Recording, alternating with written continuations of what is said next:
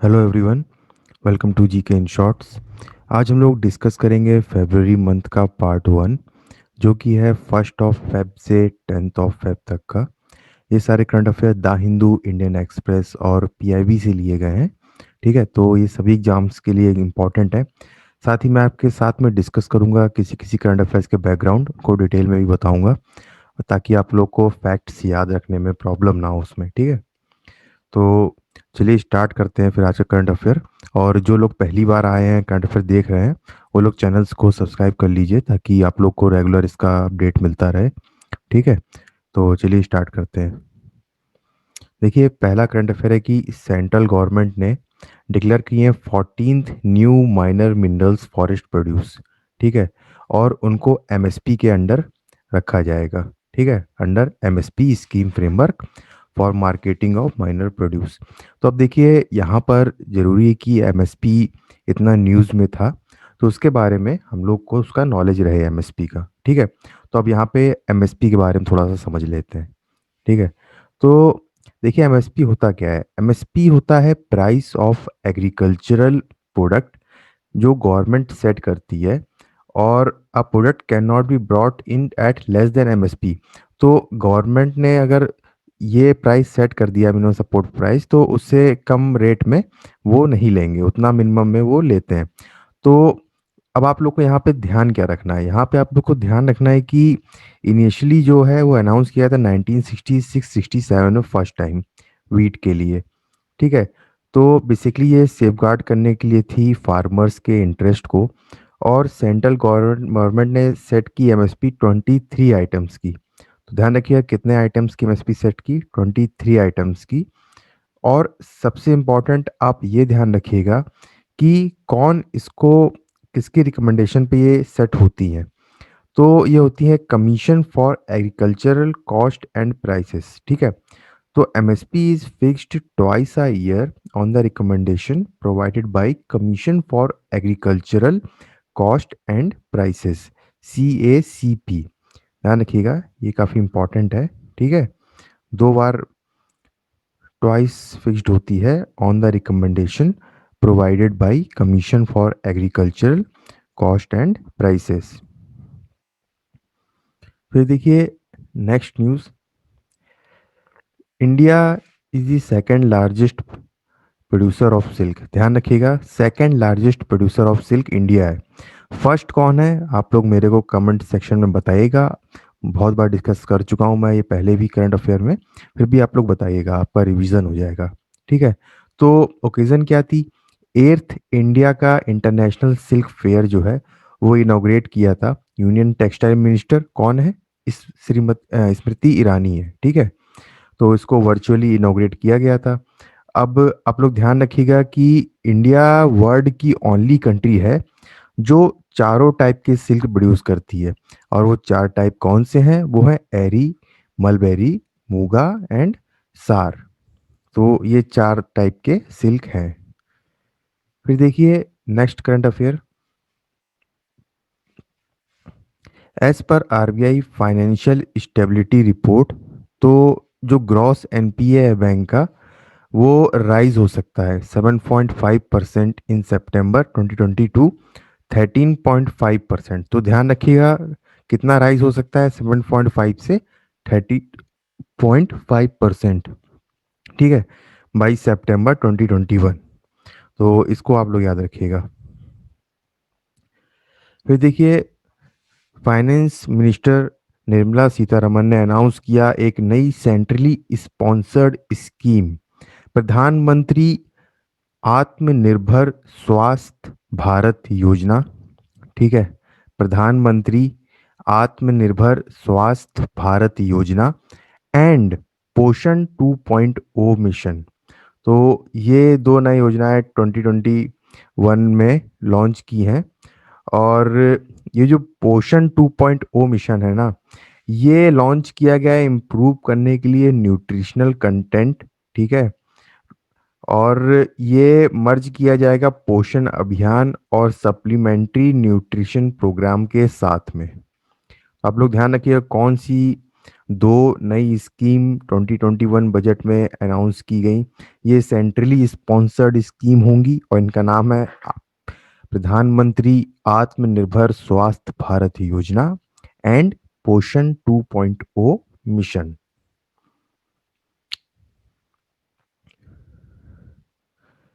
फिर देखिए next current affair. Education minister of the union addressed the inaugural ceremony of ASEAN India hackathon 2021। ठीक है, तो ये जो मिनिस्ट्री ऑफ एजुकेशन है इसने लॉन्च किया एशियान इंडिया हैकाथन। तो आप लोग ध्यान रखिए किसने लॉन्च किया है एशियान इंडिया हैकाथन। ये लॉन्च किया है मिनिस्ट्री ऑफ एजुकेशन ने। ठीक है, फिर आप लोग अब यहाँ पे देखिए क्या आप लोग के ध्यान रखना है। यहाँ पे आप लोग को जो ध्यान रखना है वो ये रखना है कि एशियान नेशन में कौन सी कंट्रीज आती हैं। तो 10 कंट्रीज हैं एशियान में। ठीक है, तो Malaysia, Indonesia, Singapore, Philippines, Brunei, Thailand, Myanmar, Cambodia, Laos, Vietnam. तो आप लोग जब मैप देखेंगे तो आपको दिखेगा कि ये सारी कनेक्ट कंट्रीज मैक्सिमम कनेक्टेड हैं एक दूसरे से। ठीक है, तो साउथ ईस्ट एशिया रीजन है। ठीक है, एशियान का फुल फॉर्म भी आप लोग ध्यान रखिएगा। ठीक है, पूछ देता है आपसे कभी कभी। फिर देखिए ये भी टर्म इस बार बजट में आया था। यूनियन फाइनेंस मिनिस्टर जो है उन्होंने अनाउंस किया ओपीसी। ठीक है, ओपीसी क्या है? ओपीसी का मतलब होता है वन पर्सन कंपनीज। ठीक है, ये वो कंपनीज होंगी that have only one member और पर्सन।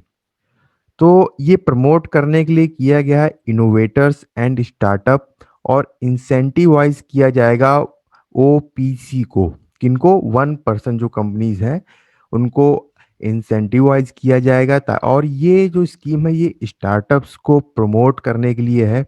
ठीक है, ऑलमोस्ट 40,000 से ज़्यादा स्टार्टअप कंट्री में रन कर रहे हैं। उनको प्रमोट करने के लिए ये इनिशिएटिव है। फिर देखिए फिर थोड़े से फैक्ट फिगर्स हैं ये आप लोग को याद रखने हैं। देखिए फिजिकल डेफिसिट। ठीक है, तो फिजिकल डेफिसिट जो नेक्स्ट ईयर में 2021, ठीक है 2022, उसमें जो है वो 6.8%। ठीक है, इतना रहेगा ऐसा मान रहे हैं। और जो 2021 में, ठीक है, वो इंक्रीज हो गया इस बार 9.5% तक। ध्यान रखिएगा फिजिकल डेफिसिट 9.5% तक इंक्रीज हो गया है। और जो नेक्स्ट फाइनेंशियल ईयर है उसमें बोल रहे हैं कि 6.8% रहेगा। ठीक है, और इसको और डाउन करने की कोशिश हो रही है 2025-26 में। ठीक है, कितना? 4.5%। ये तीनों फिगर्स बहुत ही इंपॉर्टेंट है, इसको आप लोग रट लीजिएगा एकदम। ठीक है, तो फिजिकल डेफिसिट भी देख लीजिए फिर आप क्या होता है इसको भी देख लीजिए तो फिर कम से कम आइडिया रहेगा। ठीक है, तो देखिए फिजिकल डेफिसिट जो होता है वो difference between government expenditure and revenue होता है कि कितना रिवेन्यू आ रहा है और गवर्नमेंट कितना एक्सपेंडिचर कर रही है। तो जब एक्सपेंडिचर जो है वो अगर ज़्यादा हो जाता है रिवेन्यू से, ठीक है, किसी भी ईयर में, तब वो फिजिकल डेफिसिट की कंडीशन जो है वो राइज होती है। ठीक है, मान लीजिए 100 रुपये रिवेन्यू आ रहा है, ठीक है, लेकिन खर्चे कितने हो रहे हैं? 150 रुपये। तो 150 माइनस 100, 50 रुपीज क्या होगा? फिजिकल डेफिसिट हो जाएगा। ठीक है, फिर देखिए डिफेंस मिनिस्टर राजनाथ सिंह ने इनॉग्रेट किया एक नया प्लांट। किसके लिए? Light combat aircraft Hindustan aeronautics limited HAL में। और कहाँ पे? बेंगलुरु में। ठीक है, तो ये इनॉग्रेशन जो किया गया है वो डबल करने के लिए किया गया है production of India indigenous fighter jet LCA तेजस के प्रोडक्शन को डबल करने के लिए किया गया है। ठीक है, तो आप लोग ध्यान रखिएगा। ठीक है, कि ये प्लांट कहाँ पे इनॉग्रेट किया गया है, किसने किया है और किसके प्रोडक्शन को डबल करने के लिए किया गया है। फिर देखिए नीति आयोग ने रिसेंटली प्रपोज किया एक प्लान डेवलप करने के लिए करीब 680 square kilometre little Andaman island को अंडमान एंड निकोबार ग्रुप में। ठीक है, तो ये प्लान जो है वो जो कंजर्वेशंस करते हैं उन वो लोग इस प्लान से खुश नहीं है। तो ये जो प्लान है नीति आयोग ने प्रपोज किया था, ठीक है, लिटिल अंडमान आइलैंड को। एक डॉक्यूमेंट था sustainable development of little Andaman island vision document, उसको लेकर के ये किया था। पर अभी कंसर्न्स हो रहे हैं कि वहाँ पर बहुत सारे वल्नरेबल ट्राइब्स रहते हैं और वो इफेक्ट होंगे। तो बस आप लोग इतना ध्यान रखिएगा कि ये जो 680 किलोमीटर का लिटिल अंडमान आइलैंड अंडमान निकोबार में, इसको लेकर के जो डेवलप किया जा रहा था, नीति आयोग ने इसको प्रपोज किया था। फिर देखिए सेंट्रल गवर्नमेंट ने रिसेंटली अनाउंस किया सेटअप करने के लिए centre for wetland conservation and management. कहाँ पे? New centre for wetland conservation and management कहाँ पे? चेन्नई में। ध्यान रखिएगा। तो ये जो सेंटर है ये किस लिए इस्टेब्लिश किया है, इसका कोई पर्पस होगा? ये इसलिए किया गया है कि नॉलेज गैप जो होते हैं रिसर्च में उसको फिल करने के लिए किया गया है वेटलैंड की फील्ड में। ठीक है। अब यहाँ पर देखिए इंपॉर्टेंट चीज आपको क्या ध्यान रखनी है, वर्ल्ड वेटलैंड डे कब होता है? ठीक है, ध्यान रखिएगा, लिख लीजिएगा, बहुत इंपॉर्टेंट है ये। वर्ल्ड वेटलैंड डे ये होता है आपका 2 फेब को। ठीक है। तो इस साल जो था वो 50th एनिवर्सरी थी रामसार कन्वेंशन जो हुई थी वेटलैंड की। और रामसार कन्वेंशन कब हुई थी? रामसार कन्वेंशन आपकी हुई थी 1971 में। ठीक है। और रामसार है कहाँ आपका? ये भी रामसार है आपका ईरान में। ठीक है।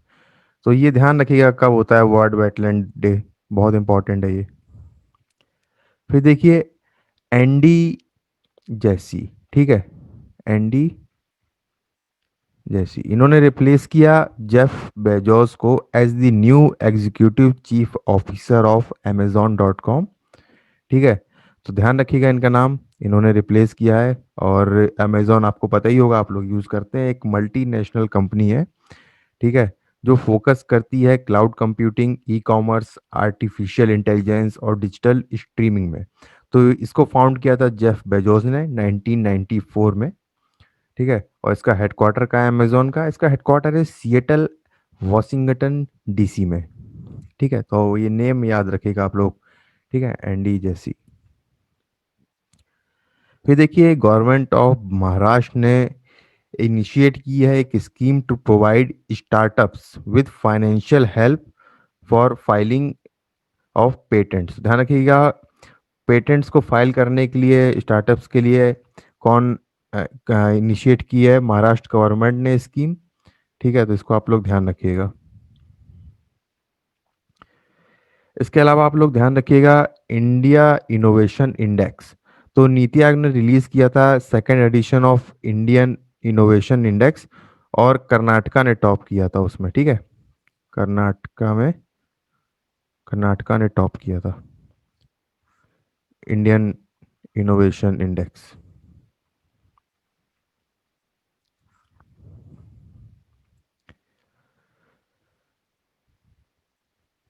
फिर देखिए ministry of commerce and industry, ठीक है, ये ऑर्गेनाइज कर रही है उद्योग मैराथन।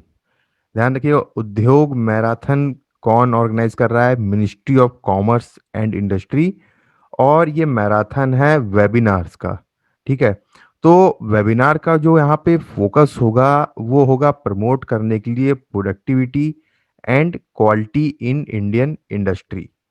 ठीक है। तो ये इसका मकसद होगा और the ministry of commerce and industry इसको ऑर्गेनाइज कर रही है। फिर देखिए याद रखिएगा एक्सरसाइज युद्ध अभ्यास। तो युद्ध अभ्यास किसके बीच में होती है? ये होती है इंडिया और यूएस के बीच में। ठीक है। ध्यान रखिएगा ये बाइलेटरल मिलिट्री एक्सरसाइज है बिटवीन इंडिया एंड यूएस। ठीक है। फिर देखिए एक यूनिफाइड वेब पोर्टल लॉन्च किया गया मॉनिटर करने के लिए प्रोग्रेस किसकी? गोवर्धन एक्टिविटीज। ठीक है। और इसको लॉन्च किया एग्रीकल्चरल मिनिस्टर ने। तो गोवर्धन एक्टिविटीज क्या है गोवर्धन स्कीम? तो गोवर्धन स्कीम का एम है मैनेज करना बायोडिग्रेडेबल और कैटल के वेस्ट को, ठीक है, जिससे कि फार्मर्स की जो इनकम है उसको इंक्रीज किया जा सके। तो गोवर्धन जो है वो एक कंपोनेंट है स्वच्छ भारत मिशन के फेज 2 का। ठीक है, तो आप लोग इतना बस ध्यान रखिएगा कि गोवर्धन किस चीज से रिलेटेड है। फिर देखिए नेक्स्ट, ये भी काफी इंपॉर्टेंट है, कलीवेली वेटलैंड लेक। ये लेक जो है वो लोकेटेड है विल्लुपुरम डिस्ट्रिक्ट ऑफ तमिलनाडु में। और कलीवेली जो है वो न्यूज़ में थी क्योंकि जो स्टेट गवर्नमेंट है वो कलीवेली वेटलैंड को बर्ड सेंचुरी बनाने में लगी हुई है। ठीक है, इसलिए ये न्यूज़ में थी। तो आप लोग ध्यान रखिएगा ये कलीवेली वेटलैंड कहाँ पे है। ठीक है, इंपॉर्टेंट न्यूज़ है, तमिलनाडु डिस्ट्रिक्ट विलुपुरम। फिर देखिए गवर्नमेंट ने क्या किया, डेफिनेशन चेंज की स्मॉल कंपनी की। ठीक है, तो आप लोग सीधे ध्यान रखिएगा क्या चेंज किया है उतना ही ध्यान रखिए। दो चीजें हैं, एक टर्नओवर है और दूसरा पेड अप कैपिटल है। तो टर्नओवर जो है स्मॉल कंपनी का शुड नॉट एक्सीड 20 करोड़ से ज्यादा नहीं होना चाहिए, और जो पेड अप कैपिटल है वो 2 करोड़ से ज्यादा नहीं होना चाहिए। तो ये दो चीजें चेंज की स्मॉल कंपनी की डेफिनेशन में। फिर देखिए पंडित भीमसेन जोशी, ठीक है, ध्यान रखिएगा ये एक वोकलिस्ट थे। कहाँ से थे? कर्नाटक से थे। ठीक है, और किराना घराना से थे of Hindustani classical music. News में थे, क्यों न्यूज में थे? इनका बर्थ जो था, सेटेनरी सेलिब्रेशन जो था पंडित भीमसेन जोशी का वो था, तो एक 2 डे का इवेंट था वो ऑर्गेनाइज किया गया था, इसलिए ये न्यूज में थे। ठीक है, इनको सब अवार्ड मिल चुके हैं, पद्मश्री, पद्म भूषण, पद्म विभूषण, ये सब इनको मिल चुके हैं। तो आप लोग ध्यान रखिएगा ये वोकलिस्ट थे। ठीक है, 100 साल हो गए इनको। तो कर्नाटक से हैं और कौन से घराना से हैं? किराना घराना ऑफ हिंदुस्तानी क्लासिकल म्यूजिक। फिर देखिए नेक्स्ट, इकोनॉमिक इंटेलिजेंस यूनिट। ठीक है, इकोनॉमिक इंटेलिजेंस यूनिट ने रिपोर्ट रिलीज की अपनी, और इस रिपोर्ट का नाम था democracy in sickness and in health. ध्यान रखिएगा, democracy in sickness and in health. ठीक है, इंपॉर्टेंट है, इकोनॉमिक इंटेलिजेंस यूनिट की ये रिपोर्ट है। और हेडक्वार्टर कहाँ है इसका, इकोनॉमिक इंटेलिजेंस यूनिट का? इसका हेडक्वार्टर है लंदन और यूके में। तो इकोनॉमिक इंटेलिजेंस यूनिट बेसिकली एक leading resource for economic and business research, forecast और एनालिसिस करती है पूरे वर्ल्ड में। तो ये इसका काम है। ठीक है, फिर देखिए राज्यसभा के बारे में जान लीजिए थोड़ा सा, क्योंकि थोड़ा ये न्यूज़ में था इसलिए कि सेलुलर फोन्स का यूज़ जो है उसको थोड़ा रिस्ट्रिक्ट करने के लिए उस पर काम चल रहा है। ठीक है, तो थोड़ा सा आप राज्यसभा के बारे में जान लीजिए, अब जैसे न्यूज़ में था तो एग्जाम में पूछ सकता है आपसे। तो राज्यसभा का देखिए 2-3 चीज़ें ध्यान रखिए। पहली बात, ये अपर हाउस होता है। ठीक है,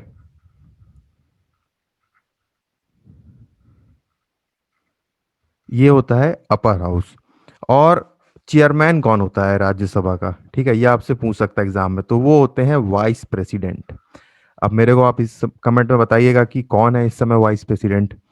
फिर देखिए मैक्सिमम मेंबरशिप वो होती है 245, और इसमें 232 जो हैं वो इलेक्ट होते हैं by the legislature of the states and union territories. अब वो कैसे इलेक्ट होते हैं ये मैंने आपको पॉलिटी वाले में लेक्चर में पढ़ाया हुआ है। और ये ध्यान रखिए कितने मेंबर्स नॉमिनेट होते हैं, तो 12 मेंबर्स जो हैं वो होते हैं नॉमिनेट। ठीक है, प्रेसिडेंट नॉमिनेट करता है उनको। फिर देखिए स्विच डेली कैंपेन, ध्यान रखिएगा इंपॉर्टेंट है, स्विच डेली कैंपेन किससे रिलेटेड है? ये है रिलेटेड प्रमोट करने को लेकर के इलेक्ट्रिक व्हीकल्स को।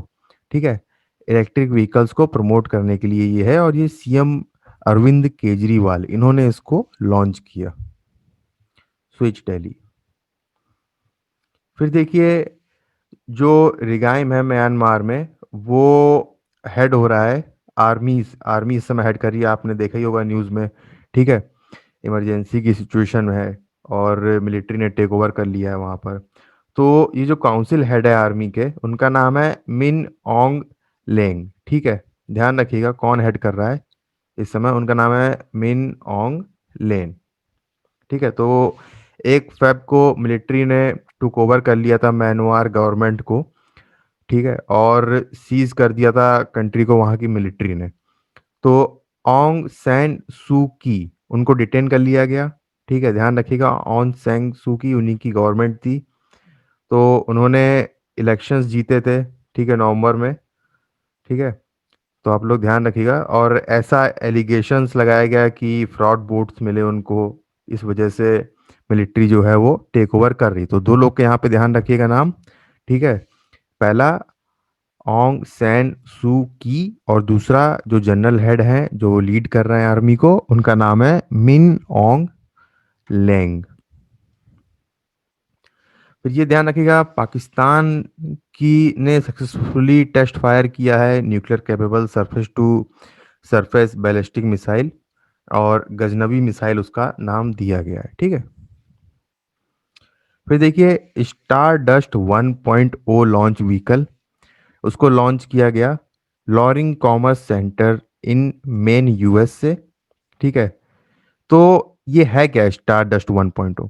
देखिए, स्टार डस्ट 1.0 जो है वो फर्स्ट कॉमर्शियल स्पेस लॉन्च जो है, जो बायोफ्यूल से पावर्ड है। ठीक है, लॉन्च किया गया है वो बायोफ्यूल से पावर्ड है, इसलिए ये न्यूज़ में है। ठीक है, तो ये इंपॉर्टेंट है। तो आप लोग ध्यान रखिएगा, स्टार डस्ट 1.0 ये first commercial space launch powered by biofuel है। फिर देखिए, अब योगा का क्या है। देखिए 21 जून योगा क्यों डिस्कस कर रहे हैं हम लोग, तो क्या हुआ था कि मिनिस्ट्री ऑफ आयुष ने, उसने योगा को प्रमोट करने के लिए बहुत सारे स्टेप लिए। ठीक है, और उसमें से एक स्टेप था, उसका नाम है कॉमन योगा प्रोटोकॉल। ठीक है, कॉमन योगा प्रोटोकॉल। तो ये, इसमें क्या है कि ऑनलाइन ट्रेनिंग प्रोग्राम जो है कॉमन योगा प्रोटोकॉल उसमें होगा। तो ये एक लॉन्च किया जाएगा अभी, कॉमन योगा प्रोटोकॉल। ठीक है, तो ये जो कॉमन योगा प्रोटोकॉल है, तो आप लोग यहाँ पे क्या ध्यान रखिए, यहाँ पे ध्यान रखिए कि 21 जून को हम लोग सेलिब्रेट करते हैं इंटरनेशनल योगा डे। ठीक है, फिर देखिए एरो इंडिया 2021, ये बिगन शुरू हुआ 3 फेब से, और यलंकर एयरफोर्स बेस। ठीक है, तो आप लोग ध्यान रखिएगा, ये यलंकर, ठीक है, एयरफोर्स बेस है कहाँ पे, ये है आपका बेंगलुरु में। ठीक है, इसको ध्यान रखिएगा आप लोग, इतना ही बस ध्यान रखिएगा। और ये वहाँ पे शुरू हुआ है। ठीक है, तो एयर शो होता है, ये arrow India basically air show है, और ये ऑर्गेनाइज होता है हर अल्टरनेट ईयर में। ठीक है, 2 साल में लगभग एक बार होता है। तो इसको आप लोग ध्यान रखिएगा, ये एयरफोर्स बेस ये कहाँ पे है, यलंकर, ये है आपका बेंगलुरु में। फिर देखिए फर्स्ट मीटिंग किसकी, India and the kingdom of Bahrain conducted the first meeting of joint working group, किस फील्ड में, रिन्यूएबल एनर्जी की फील्ड में इनकी पहली मीटिंग हुई। ठीक है, तो ध्यान रखिएगा। और बहरेन को अभी हम लोगों ने अपने को बताया था मैंने कि इंडिया ने वैक्सीन मैत्री, ठीक है, इंडिया का जो मिशन है वो चल रहा है, उसके अंडर करीब 1 लाख डोजेस दिए थे कोविड 19 के, गिफ्ट के तौर पे ऐसे ही दे दिए कि ले जाओ। ठीक, तो ध्यान रखिएगा। फिर देखिए ministry of housing and urban affairs ने साइन किया एक एमओयू जोमेटो के साथ, और ये इसलिए साइन किया गया ताकि जो स्ट्रीट फूड वेंडर्स होते हैं उनको ऑनबोर्ड किया जा सके फूड टेक्नोलॉजी प्लेटफॉर्म पे। तो जोमेटो आपको पता ही होगा कि फूड ऑर्डरिंग और डिलीवरिंग प्लेटफॉर्म है इंडिया में। ठीक है, तो इसको आप लोग ध्यान रखिए कि किसने किसके साथ किया है, ministry of housing and urban affair ने जोमेटो के साथ किया है।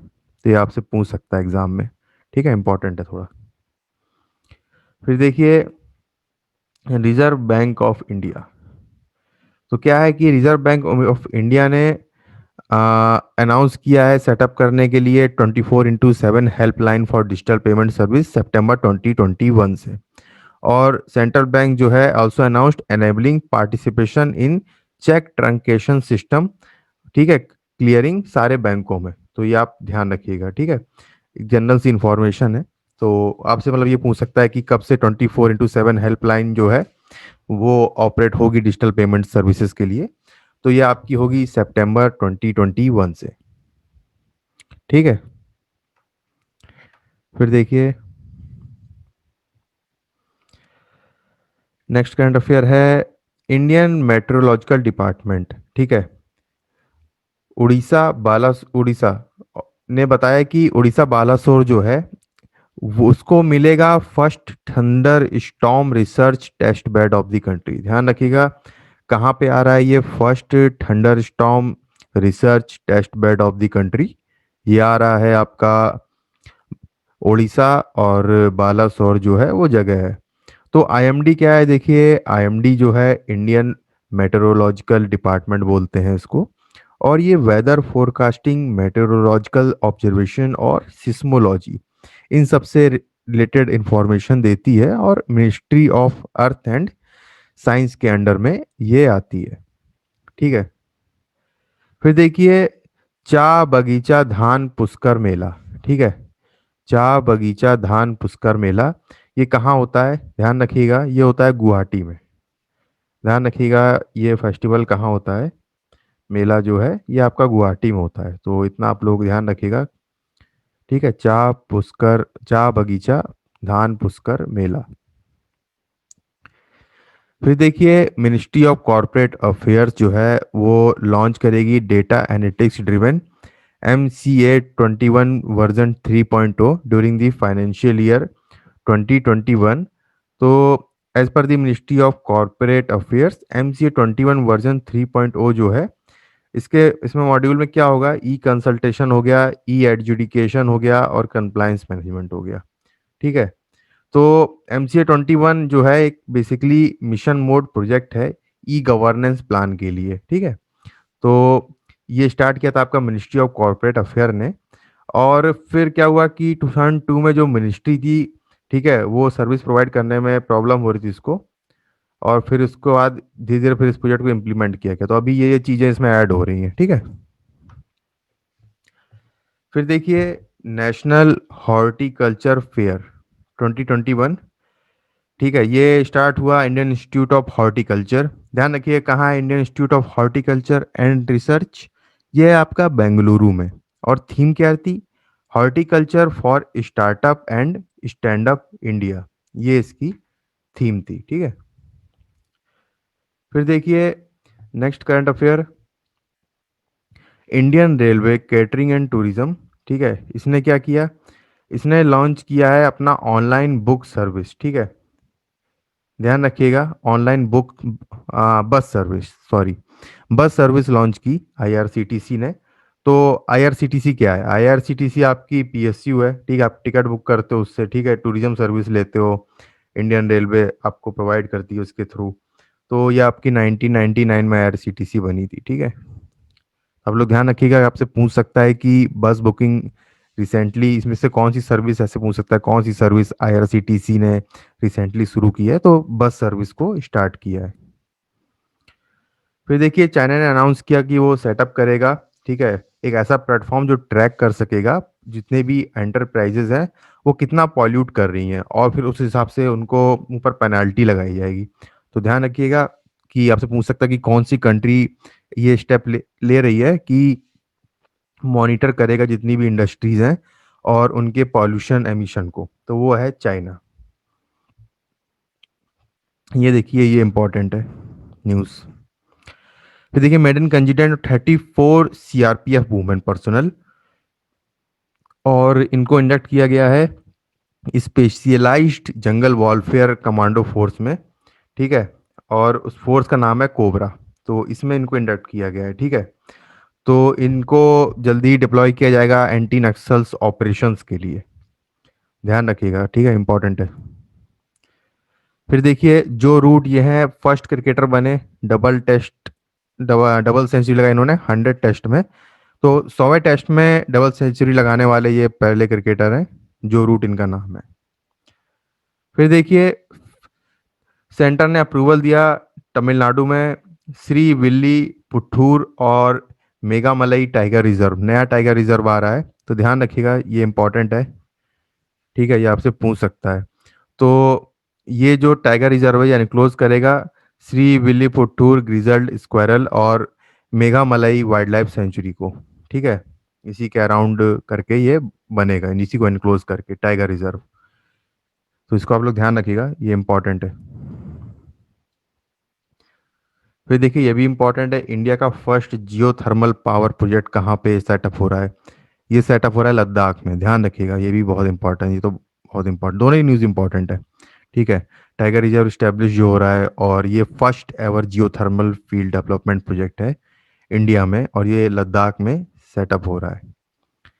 फिर देखिए प्राइम मिनिस्टर नरेंद्र मोदी, ठीक है, इन्होंने लॉन्च किया असोम मेला।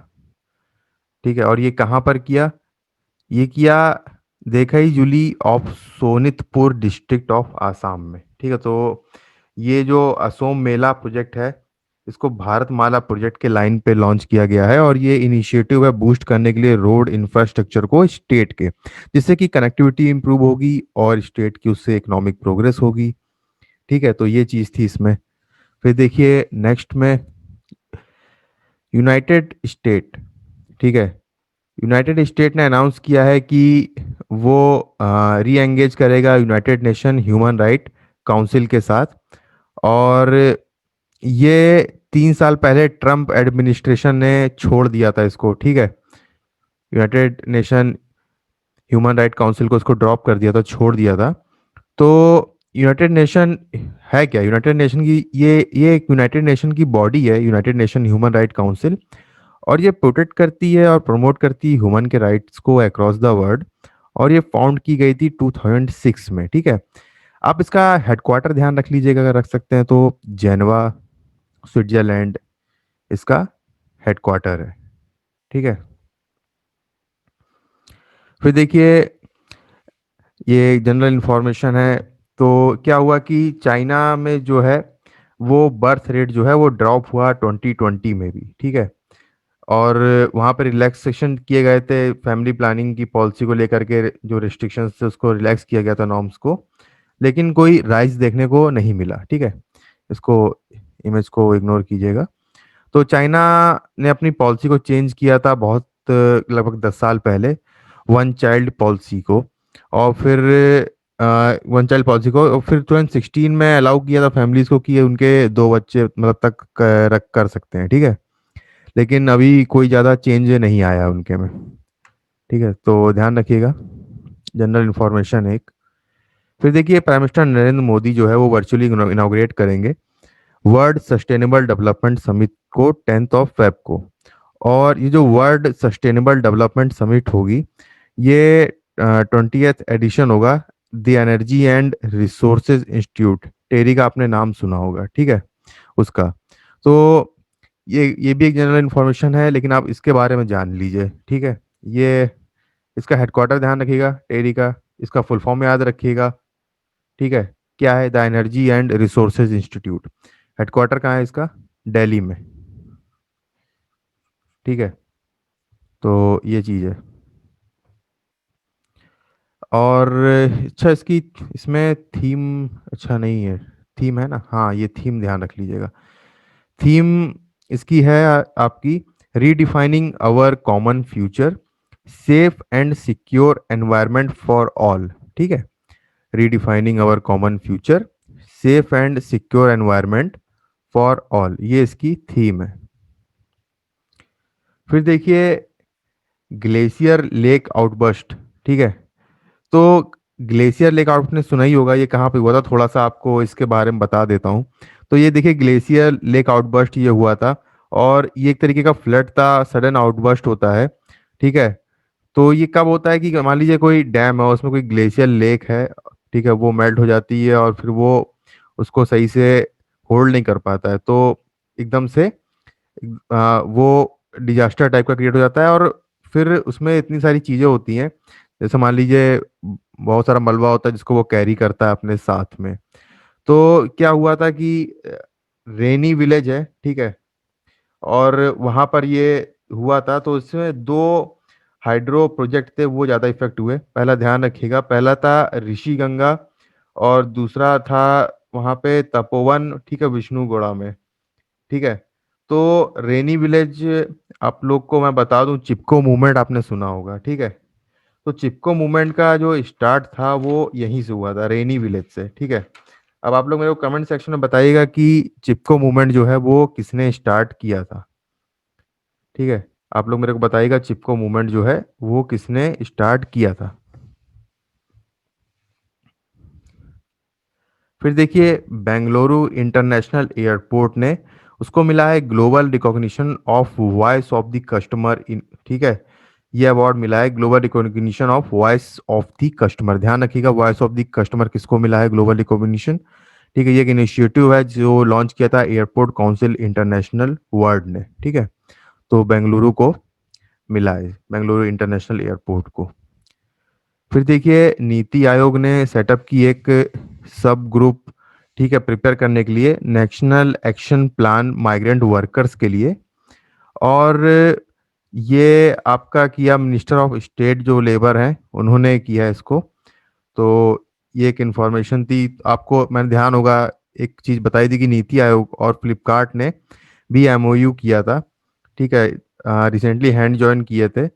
और उन्होंने लॉन्च किया था वुमेन एंटरप्रेन्योरशिप प्लेटफॉर्म, ठीक है। तो हेल्प करने के लिए किया था इन सबको।